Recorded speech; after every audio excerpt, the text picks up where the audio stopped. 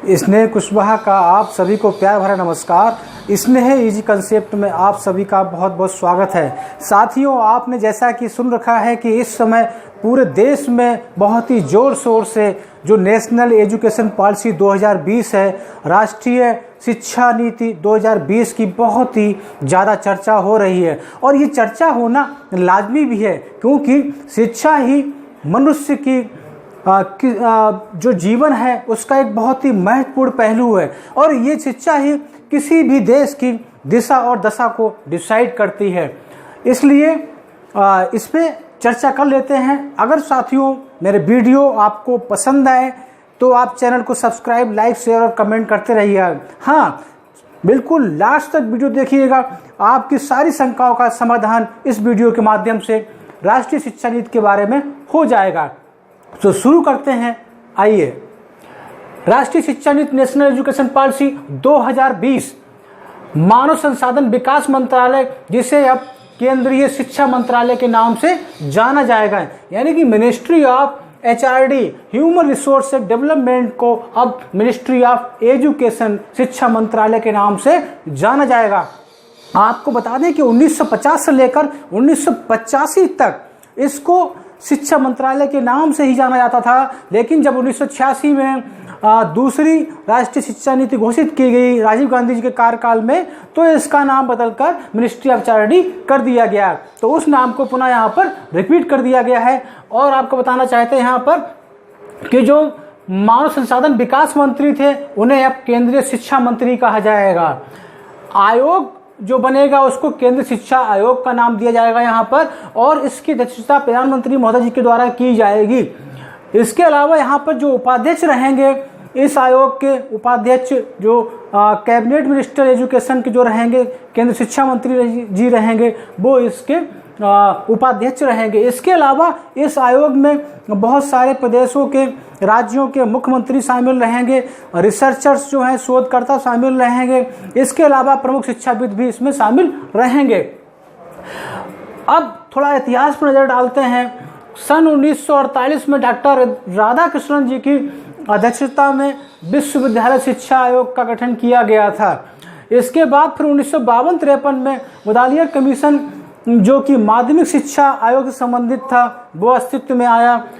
फिर 1964 में कोठारी कमीशन दौलत सिंह कोठारी सिंह जी की अध्यक्षता में गठित किया गया। इन्होंने अपनी जो रिपोर्ट्स दी उसको 1968 में प्रथम शिक्षा नीति के माध्यम से लागू किया गया। इसके बाद 1986 में राजीव गांधी जी के कार्यकाल में द्वितीय शिक्षा नीति आई अस्तित्व में, और उसके बाद फिर 1992 में थोड़ा बहुत संशोधन किया गया। उसके बाद फिर 2017 में एक 9 सदस्यीय कमेटी इसरो के पूर्व वैज्ञानिक डॉक्टर के कस्तूरी रंगन जी की अध्यक्षता में बनाई गई। उस 9 सदस्यीय कमेटी ने जो रिपोर्ट सौंपी है उसको कैबिनेट ने मंजूरी दे दी है, और वही अस्तित्व में आई नेशनल एजुकेशन पॉलिसी 2020 के रूप में। अब इसमें प्रश्न उठना लाजमी है कि बहुत सारे शिक्षक, अभिभावक और स्टूडेंट्स इस पॉलिसी को लेकर सशंकित हैं कि इसमें क्या प्रावधान है, क्या नहीं है, क्या इसकी पॉजिटिव थिंग्स हैं, क्या नेगेटिव थिंग्स हैं, इसका इम्प्लीमेंटेशन क्या इतनी आसानी से हो पाएगा। बहुत सारे तमाम प्रश्नों का उत्तर आपको इस वीडियो में मिल जाएगा। अब इसमें क्या क्या सबसे पहले समाप्त किया, गवर्नमेंट ने क्या क्या फिनिश किया, यहाँ पे आप देखते हैं कि 10+2 सिस्टम जो पहले चल रहा था उसको समाप्त कर दिया गया यहाँ पे। इसके अलावा आप देखेंगे कि जो एमफिल डिग्री थी इसको समाप्त कर दिया है, मास्टर ऑफ फिलॉसफी को। और ये इसका वैलिडेशन वैसे भी नहीं था, डिग्री कॉलेज के लिए एमफिल को वैसे भी एलिजिबल नहीं मान रहे, तो एक अच्छा कदम कहा जा सकता है। इसके अलावा यहाँ पे स्ट्रीम कंसेप्ट जो चल रहा था, जैसे स्ट्रीम जैसे बायो स्ट्रीम हो गया, मैथमेटिक्स हो गया, फोटोग्राफी हो गया, फूड प्रिजर्वेशन हो गया, आर्ट्स हो गया, ये बहुत सारे जो स्ट्रीम चल रही थी आफ्टर 10th जो शुरू हो जाती थी, उनको यहाँ पे समाप्त कर दिया गया है। अब बात करते हैं उन्होंने जो सिस्टम अपना दिया है नया, उसमें क्या है 5+3+3+4 ये सिस्टम इन्होंने यहाँ पर लागू किया है। इसको समझ लेते हैं। बहुत लोग कंफ्यूजन में पड़ जा रहे हैं कि आखिरकार ये है क्या। देखिए, पहला 5 है, यहाँ पे 3 और 2 जो 3 इयर्स में बच्चे की जो एजुकेशन होगी वो प्री प्राइमरी एजुकेशन होगी, आंगनबाड़ी या किंडरगार्टन पद्धति से होगी या बाल वाटिका के माध्यम से होगी। अर्थात इन 3 इयर्स में क्या करना है, बच्चे को स्कूल क्या इन केंद्रों पे पहुंचना है, पहुंचकर वहां पे खेलना है और खेलकर वापस घर पे आ जाना है। यानी कि बच्चे को वहां पर प्ले मेथड से उन्हें कुछ सिखाने की कोशिश की जाएगी। बच्चे के ऊपर बिल्कुल भी कोई पढ़ाई संबंधी लोड नहीं डाला जाएगा और सारी सुविधाएं बच्चों के खाने पीने की वहां पर रहेंगी। इसके अलावा फिर 3 इयर्स का ये होने के बाद इसमें 2 इयर्स नेक्स्ट जो 2 इयर्स होंगे 5 इयर्स में से, उसमें क्लास 1 और 2 बच्चे उसको पूरी करेगा, क्लास 1 और 2 को यहाँ पे कंप्लीट करेगा। तो इस पहली 5 इयर्स को फाउंडेशन स्टेज का नाम दिया गया, यानी कि बच्चे की आधारशिला नींव रखी जाएगी ताकि वो आगे की कक्षाओं में बेहतर परफॉर्मेंस कर सके। इसके बाद नेक्स्ट जो अगला 3 है यहाँ पर इसमें बच्चा तीसरी, चौथी और 5वीं क्लास को पास करेगा। इसको प्रिपरेटरी स्टेज नाम दिया गया। अब इसमें यहाँ तक यही प्रावधान है कि बच्चे को उसकी मातृभाषा में शिक्षा प्रदान की जाएगी या जो उसकी लोकल लैंग्वेज है, स्थानीय भाषा है, उसमें शिक्षा देने की पूरी तरीके से कोशिश की जाएगी। अब इसके अलावा यहाँ पर नेक्स्ट जो 3 है यहाँ पे, इसमें बच्चा क्या करेगा, 6ठी, 7वीं, 8वीं, 6, 7 और 8 क्लास को पास करेगा। इसको नाम दिया गया मिडिल स्टेज। ये बहुत ही महत्वपूर्ण स्टेज है यहाँ पर इस पॉलिसी में। इसमें गवर्नमेंट ने बहुत सारे चेंजेस किए हैं। इसमें यह चेंजेस किया है कि बच्चे की कोशिश की जाएगी कि बच्चे के अंदर स्किल डेवलपमेंट उत्पन्न हो सके। तो यहाँ पर जैसे उसे कंप्यूटर भी सिखाया जाएगा, ऐसे कोडिंग डिकोडिंग जो होता है, सॉफ्टवेयर प्रोग्रामिंग, उसको वो भी सिखाने की कोशिश की जाएगी। इसके अलावा अगर बच्चे का मन है 6, 7, 8 में किसी भी टाइम पर कारपेंटरी सीखने का, इलेक्ट्रिक का काम सीखने का या उसे अन्य कोई काम सीखना है, तो इन सब का मौका बच्चे को यहाँ पर मिलेगा। मिडिल स्टेज में मौका यहाँ पर मिलेगा और बच्चे को इंटर्नशिप भी यहाँ पर कराई जाएगी। तो ये एक बहुत ही महत्वपूर्ण पहलू हो गया इस शिक्षा पद्धति का। अब इसके बाद जो यहाँ पर नेक्स्ट 4 ईयर है, इसमें बच्चा 9, 10th, 11th, 12th, 9वीं, 10वीं, 11वीं और 12वीं कक्षा को यहाँ पर पास करेगा, जिसे सेकेंडरी स्टेज नाम दिया गया। इसको मल्टीडिसिप्लिनरी सिस्टम भी कहा गया। इसीलिए कहा गया क्योंकि यहाँ पे क्या होगा कि स्ट्रीम कंसेप्ट था बिल्कुल उसको समाप्त कर दिया गया। अब कोई बच्चा अगर मैथमेटिक्स पढ़ना चाहता है, अगर वो चाहता है कि उसके साथ हम पॉलिटिकल साइंस भी पढ़ेंगे तो वो पढ़ सकता है। अगर कोई बायोलॉजी का स्टूडेंट है, वो चाहता है कि हम इसके साथ में हिस्ट्री पढ़ना चाहते हैं तो उसको हिस्ट्री पढ़ने को मिलेगी। आर्ट्स वाला चाहता है कि हम मैथमेटिक्स पढ़ेंगे साहब, तो उसको मैथमेटिक्स का भी ऑप्शन रहेगा। कहने का आशय ये है कि ये सिस्टम यहाँ पे बच्चे को पूरी तरीके से सब्जेक्ट चॉइस की फ्रीडम देता है कि उसे कौन कौन से विषय पढ़ने हैं, कौन कौन से नहीं पढ़ने, बच्चा इसको यहाँ पर चूज कर सकता है। इसको कहा गया मल्टी डिसिप्लिनरी सिस्टम। ये इसकी एजुकेशन पॉलिसी की बहुत ही खास बात है। अब इसके अलावा इसमें एक है कि जो रिपोर्ट कार्ड्स बच्चे का बनेगा उसमें बच्चे के खुद के द्वारा भी सेल्फ असेसमेंट किया जाएगा और उसका निर्धारण जो है उसका इंडिकेशन कार्ड पर भी किया जाएगा। उसके जो संगी साथी हैं, जो स्टूडेंट्स, अन्य स्टूडेंट्स हैं, वो भी ग्रेडिंग करेंगे। उनके द्वारा दिए गए मार्क्स को भी कार्ड्स पर इंडिकेट किया जाएगा। टीचर्स का इवैल्यूएशन होगा, उसको भी इंडिकेट किया जाएगा उसके कार्ड्स के ऊपर। तो कहने का आशय है कि बच्चे का एक समग्र मूल्यांकन यहाँ पर किया जाएगा। इसके अलावा जब बात आती है यूजी अंडर ग्रेजुएट की, ये आपका 3 या 4 इयर्स का होगा। यहाँ पर इसमें भी एक नई चीज लेके आएंगे, मल्टीपल एंट्री एग्जिट सिस्टम। यानी कि इसमें यही है कि अगर कोई बच्चा किसी ने मान लीजिए ग्रेजुएशन में एडमिशन लेता है, कोई अब 1 साल पूरी करता है, कोई समस्या आती, बीमार पड़ जाता है या उसको नहीं समझ में आ रहा है, तो 1 साल अगर पूरी करता है तो उसको सर्टिफिकेट मिलेगा। अगर वो ग्रेजुएशन की 2 साल पूरी करता है तो उसको यहाँ पर डिप्लोमा मिलेगा। अगर वो 3 इयर्स पूरा कर लेता है तो उसको यहाँ पर डिग्री मिलेगी। और अगर वो अपने 4th ईयर कंप्लीट करता है तो यहाँ पे डिग्री के साथ उसको रिसर्च का भी रिसर्च उसमें मेंशन रहेगा। ये यहाँ पे ग्रेजुएशन की खास बात है।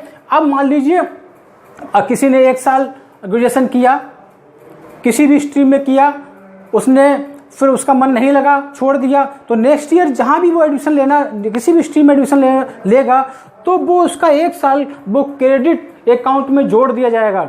ये बहुत ही खास बात है यहाँ पर। तो इसके बाद अगर कोई पीजी करता है तो पोस्ट ग्रेजुएशन करता है, तो जिसने बीएससी या ग्रेजुएशन जिसने 4 साल का किया हुआ है, यहाँ पे ग्रेजुएशन ही शब्द यूज किया जाएगा, बीएससी या बीए नहीं यूज किया जाएगा। यहाँ पर जिसने ग्रेजुएशन 4 साल का किया है उसके लिए पीजी यहाँ पे पोस्ट ग्रेजुएशन 1 ईयर की होगी, 1 साल की होगी। अगर जिसने ग्रेजुएशन 3 साल का किया है उसके लिए पोस्ट ग्रेजुएशन यहाँ पर कितनी साल की होगी, अगर 3 का करता है यहाँ पे 2 साल की होगी। तो ये यहाँ पे अंतर हो गया है।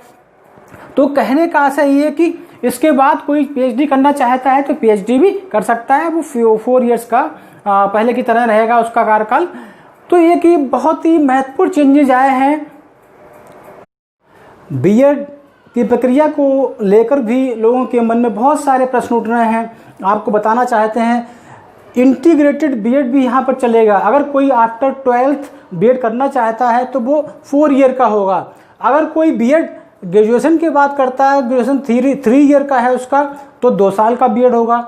अगर ग्रेजुएशन उसने 4 साल में किया है तो उसका 1 साल का बीएड होगा और आफ्टर पीजी 1 ईयर बीएड होगा यहाँ पर। तो ये बीएड की रूपरेखा हो गई है। इसके अलावा टीचर्स बनने की जो प्रोसेस है उसको थोड़ा टफ कर दिया गया है यहाँ पर, और इसके लिए आपको टीटी-सीटी तो क्वालिफाई करना ही होगा स्क्रीनिंग एग्जाम के रूप में। इसके अलावा यहाँ पर इंटरव्यू भी फेस करना पड़ेगा कुछ स्टेजेस के लिए। और उसके अलावा यहाँ पे क्या है कि क्लास डिमॉन्स्ट्रेशन को भी प्रमुखता से रखा गया है पॉलिसी में कि जो टीचर सेलेक्ट होने वाला है, बच्चों को पढ़ाएगा, क्लास डिमॉन्स्ट्रेशन भी उसका होना चाहिए। इसके अलावा यहाँ पे बीआरसी पर डेमो की भी बात की गई है कि वहाँ पर भी डेमो होगा उसका। फिर सबसे अच्छी बात यह कि इसमें मिड डे मील के साथ में ब्रेकफास्ट को भी जोड़ा गया है, हेल्दी ब्रेकफास्ट बच्चों को दिया जाएगा। और फिर यहाँ पे एक खास बात है कि गवर्नमेंट जो पूरे विश्व की टॉप 100 यूनिवर्सिटीज़ हैं उनको यहाँ पर आमंत्रित कर रही है, उनसे आग्रह कर रही है कि यहाँ पर आके अपने संस्थान खोलें ताकि हमारे यहाँ के लोगों को अच्छी शिक्षा मिल सके। इसके अलावा खास बात यह है कि गवर्नमेंट अब तक जो है जीडीपी का नियर अबाउट 3% एजुकेशन पर खर्च करती रही है। इसको बढ़ाकर इस पॉलिसी में 6% किया गया है, जो कि बहुत सारे डेवलप्ड कंट्री है, चाहे यूएसए हो, स्वीडन हो, फिनलैंड हो, वहाँ पर नियर अबाउट कहीं पे 7% है, कहीं पे 8% है। यहाँ तक कि हमारा पड़ोसी देश भूटान है, वहाँ पर भी लगभग 7% के आसपास है। तो जीडीपी को आप यहाँ पर एजुकेशन में जो इन्वेस्ट होगा कितना होगा, जीडीपी का 6% कर दिया गया। एक अच्छी बात है यहाँ पर। अब यहाँ पे कमियाँ क्या हैं इस पॉलिसीज में, उस पर भी ज़रा थोड़ा सा नज़र डाल लेते हैं। देखिए यहाँ पे क्या होगा कि इस पद्धति से शिक्षा में कारपोरेटाइजेशन की प्रवृत्ति बढ़ेगी, औद्योगिकरण की प्रवृत्ति बढ़ेगी, क्योंकि अभी भी हमारे यहाँ कंट्री में क्या है कि बहुत सारे प्राइवेट संस्थान ही हैं जो कि अपनी मनमानी कर रहे हैं। लेकिन यद्यपि गवर्नमेंट फीस के द्वारा उन पर अंकुश लगाने की कोशिश कर रही है, लेकिन देखते हैं कितना ये अमल में आ पाता है। यहाँ पे क्या है कि शक्तियों का अति केंद्रीकरण हो रहा है, क्योंकि शिक्षा समवर्ती सूची का विषय है, कंकरेंट लिस्ट का विषय है, लेकिन यहाँ पे केंद्र और राज्य दोनों को अधिकार होता है। लेकिन यहाँ पर ऐसा लगता है इस पॉलिसी से कि सारी शक्तियाँ जो है लगभग केंद्र में समाहित रहेंगी, राज्यों को बहुत कम अधिकार यहाँ पर दिए जा रहे हैं। फिर इसमें जैसा कि साक्षात्कार एक बहुत बड़ा माध्यम है भ्रष्टाचार का, वैकेंसीज में अक्सर ये स्टूडेंट्स भी मांग करते हैं, और प्रधानमंत्री जी महोदय ने भी ये कहा था हमारे कि भ्रष्टाचार के लिए वैकेंसीज में अगर ख़त्म करना है तो यहाँ पे इंटरव्यू को समाप्त करना होगा। और बी ग्रेड के लिए, सी ग्रेड के लिए मना भी किया हुआ था, लेकिन उसके बाद इंटरव्यू की बात की जा रही जो कि सही नहीं है। बीआरसी पर डेमो की बात कराने की बात की जा रही है। जैसा कि जानते हैं कि बीआरसी खुद में ही एक भ्रष्टाचार का अड्डे के रूप में जाना आता है, तो वहाँ पे ये डेमो होगा तो मुझे नहीं लगता कि निष्पक्ष तरीके से वो डेमो वहाँ पर हो पाएगा और कैंडिडेट के साथ में न्याय वहाँ पर हो पाएगा। इसके बाद यहाँ पे जो प्रोबेशन काल की बात की जा रही है, कैंडिडेट के सर्विस में आने के बाद 3 साल की बात की जा रही, प्रोबेशन पीरियड उसका रहेगा, इसे घटाकर 1 साल का ही प्रोबेशन पीरियड रहना चाहिए। टीटी की वैधता, सीटीटी की वैधता जो कि अभी तक से 7 साल तक है, इसको बढ़ा के लाइफ टाइम करना चाहिए, क्योंकि बार बार एग्जाम कैंडिडेट को क्वालिफाई करना बड़ा मुश्किल हो जाता है। फिर यहाँ पर क्या है कि एक खास बात यहाँ पे ये है कि जो टीचर्स की वैकेंसी है, अभी भी हमारे देश में 10 लाख से ज़्यादा शिक्षकों के पद रिक्त हैं, तो उनको भरना सरकार की प्राथमिकता होनी चाहिए अगर वास्तव में शिक्षा में बहुत सुधार चाहती है। कहने का आशय यह है कि ओवरऑल पॉलिसी देखा जाए, पॉलिसी अच्छी है, बहुत कुछ इसमें नया करने की कोशिश की गई, नई चीज़ें जोड़ने की कोशिश की गई है। वोकेशनल एजुकेशन को इसमें जोड़ा गया है, प्राथमिकता दी गई है, ताकि बच्चे पढ़ाई के साथ हुनर को भी सीख कर अपनी आजीविका का भी प्रबंध कर सकें, क्योंकि हमारे यहाँ पर अभी भी बहुत ज़्यादा गरीबी के साथ बच्चे पढ़ भी रहे हैं। तो बहुत से बच्चे ऐसे हैं जो काफ़ी मुश्किल हालातों में पढ़ाई कर रहे हैं। गवर्नमेंट उनको सुविधाओं के साथ पढ़ाना भी चाहती है, बहुत अच्छी बात है। लेकिन सबसे बड़ा प्रश्न ये है, क्या ये जो पॉलिसी एक हकीकत का रूप ले पाएगी, ज़मीनी स्तर पर उतर पाएगी, लोगों की जो आकांक्षाएं हैं उस पर खरा उतर पाएगी? ये तो आने वाला वक्त ही बताएगा। उम्मीद करते हैं आपको वीडियो पसंद आया होगा, आपकी सारी शंकाओं का निवारण इस वीडियो के माध्यम से हो गया होगा। आपसे यही गुजारिश है कि चैनल को लाइक, सब्सक्राइब, शेयर और कमेंट करते रहें। नेक्स्ट वीडियो में आपसे फिर मुलाकात होगी, तब तक के लिए जय हिंद।